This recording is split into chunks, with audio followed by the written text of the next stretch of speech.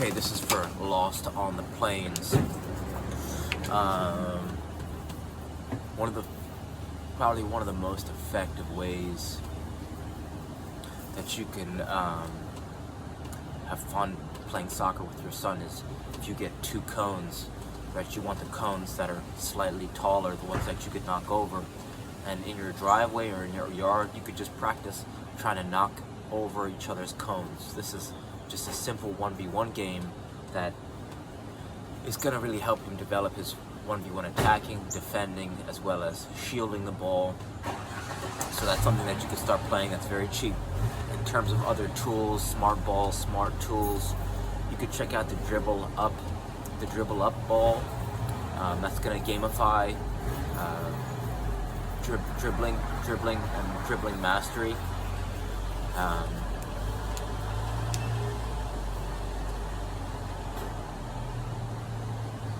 The third thing that you might want to check out is called a kick trainer. There's something called a SKLZ solo kick trainer, and it's from Amazon.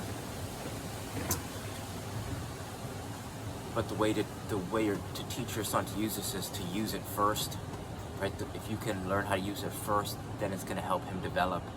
Because if you just give it to him, he's going to have no frame of reference of how to use this tool to improve his training, right? He might not know how to set the length of the kick trainer effectively. So setting it at his length and showing him how to use it, not telling him, I think is going to help him grow his game faster than if you try and tell him to use it. Because it's just like, a monkey see, monkey do principle. Right? He sees you doing it, he's gonna copy you, and especially if he looks up to you. There's one more game that you could play. It's a juggling game. It's called the barrel game, and you take a garbage can or a barrel or a bucket of any size, and then with the ball in hand, you could use different parts of your body to juggle the ball into the vessel.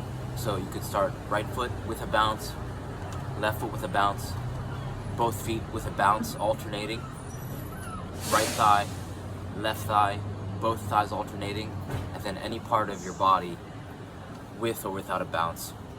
Right, so it's a progression. So, right, and this game is fun because beginners can use friendly balls like balloons or bouncy balls and use a bounce at the beginning to develop their skills, and you can start from very close. So you could go like right foot bounce in, or left foot bounce and then kick in. So literally 2 touches to get inside the barrel. In this way, right, because sometimes if you tell a player or if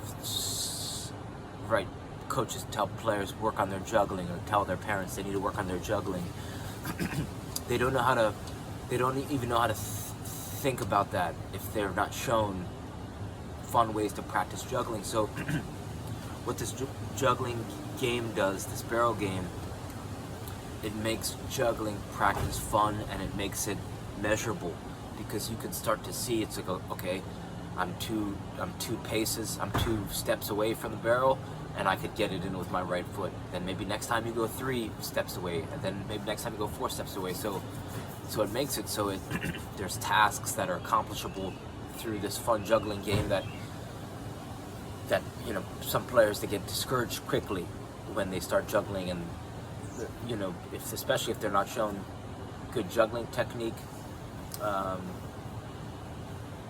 It makes this juggling game makes it more fun to develop a juggling practice. So I think for parents, this is a great game for you, because as you develop your juggling skills and abilities, it's like the one thing I wish both of my parents spent a little bit of time doing, because then it could have sparked more joy in my soccer career. We spend thousands of hours traveling for soccer, and when we get to a game, get to a practice, we could have juggled together and just got a lot of touches. So that's something I think a lot about. So that's something that you could really, even a few minutes a day of juggling with a balloon or a hacky sack can get to a point where you and your son can start pinging the ball with each other from close distances, and that'll help him improve rapidly. So give those things a try and reach out with any questions. All right, thank you.